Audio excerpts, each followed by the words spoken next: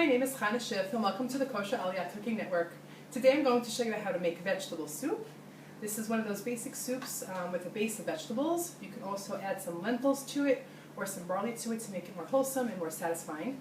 So we have here some onion, basil, some garlic, shum, some potatoes, tapuchi adama, carrots, gezer, zucchini, it's called קישואים. Please note that קישואים here is much lighter than the dark green ones that you're used to. They do sell the dark green ones in certain stores, but it's much harder to find. Kohlrabi, this is one vegetable that I didn't eat until I got to this country, came here. Never had it in America. One of my friends told me she puts it in her chicken soup. I gave it a try. It was really great, great at depth, and it gave a little tang to the soup. I recommend to use it in any of your soups. Really, really great. Also, there's celery. Just be careful when you buy your celery, prepackaged celery. It also comes loose. When you buy the prepackaged one, that it says celery and not selek, because that's beet leaves, and I have made the mistake of buying beet leaves instead of celery leaves. Okay? And last but not least, you have some pumpkin, which is called dלעת. Or you can call it basically a walking lawsuit. If you go into your supermarket, into your makola, you'll find a big pumpkin. It looks like Cinderella landed in the middle of the vegetable aisle. And there are usually some knives sticking out of it. If you're lucky, it's a steak knife. A lot of times you'll find a machete, a bread knife, whatever knife they have. Basically, you're supposed to go ahead and cut the size that you want. Every time I walk through there with my children, I kind of cringe, a little bit nervous as to what size knife I'm going to find. Some of the supermarkets have gotten a little bit smarter. As you see, this one is prepackaged. It's already pre-wrapped in saran wrap, and they put that on the shelf instead of you going ahead and measuring your own piece. So if you can, go to a safer supermarket with your children. Otherwise, just be careful when you get to the danger lurking in the vegetable aisle. I also use sweet potato, but this year is a Shemitah year, and I had a little bit of a hard time finding a sweet potato in my supermarket today, but I usually do use a sweet potato. Those are the vegetables. The spices that I use are, of course, salt and pepper. Also use ketchup.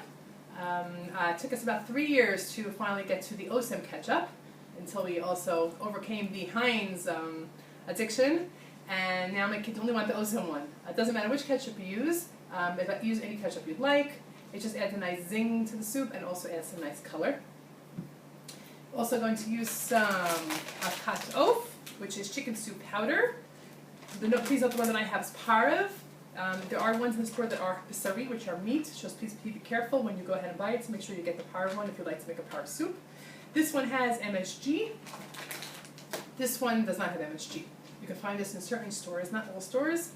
It is pretty hard to find. So if you do find it and you are interested in keeping low MSG on your menu, then just go ahead and stock up on buying about 2 or 3 of them. Okay? So those are the ingredients, and I'm going to go ahead and cut them up into a small to medium dice, and I'm going to show you how it looks in a few moments. One thing that I forgot to mention before I show you the cut up vegetables is that I added basil, which is called bazilיקום, about a teaspoon or so into the soup. It's a great flavor and a really nice kick. Okay, so now I have diced up my vegetables. Look at the pretty colors. Lots of orange here, lots of cancer-fighting vegetables in this pot. You can also add in, I forgot to mention, leek, which is called loof, and you can also add in lefet, which is a turnip. Any kind of root vegetable that you think will do well here, you're more than welcome to add as well. Okay, and I've also diced up my onions and my garlic. We're going to go ahead and take my 4-quart saucepan, my soup pot, and I'm going to heat it up with about 2 tablespoons of oil. And now we'll put in the onions and lower it down to a medium to low flame. Because I don't want to burn the onions, I just want to simply sweat them and make them a bit of golden color. Okay, and so now I've sauteed my onions, and you can see they're getting a little bit golden. It's been for about 5 to 7 minutes, giving them a stir every once in a while, just to make sure they weren't sticking to the bottom. And I'm going to go ahead and add in my garlic. Okay, now you can see I went ahead and I added in my garlic. I cooked it for about 2 to 3 more minutes. And now it's ready to add the rest of the vegetables. Okay, I've added all my vegetables to the pot. As you can see, it's about 3/4 of the way filled with vegetables. I'm going to let this cook for about 5 minutes, and then we'll put in all the seasonings. Okay, so as you can see, I've added all the seasonings to the soup pot. You can see that it's now bubbling a bit. All the juices are blending together. It's been cooking for about 5 minutes or so. I'm going to stir every once in a while just so that it doesn't stick to the bottom of the pot. And now I'm going to add the water. Just also notice, please, that the vegetables have reduced a bit. A lot of the water has evaporated from them, so now they're about halfway up the depth of the pot. And I'm going to add water, probably about 3/4 of the way up the pot. Okay. I've added water, as you can see. I did a little more than 3/4 of the pot. I'm going to bring it to a boil on a high flame, and once it comes to a boil, I'm going to lower it down to a simmer and let it cook for about an hour or so. It depends on how thick you like your soup. I tend to like it a little bit on the more brothy side, so I'll let it cook for about 45 minutes to an hour. But if I wanted to make it a little thicker, I would just let it cook for a little bit longer so that some of the liquid would evaporate. Okay, so the soup is finished. As you see, it has reduced somewhat. The level of the soup is a little bit lower than it was before. Looks really hearty, smells really great, and I hope you enjoyed it as much as we do.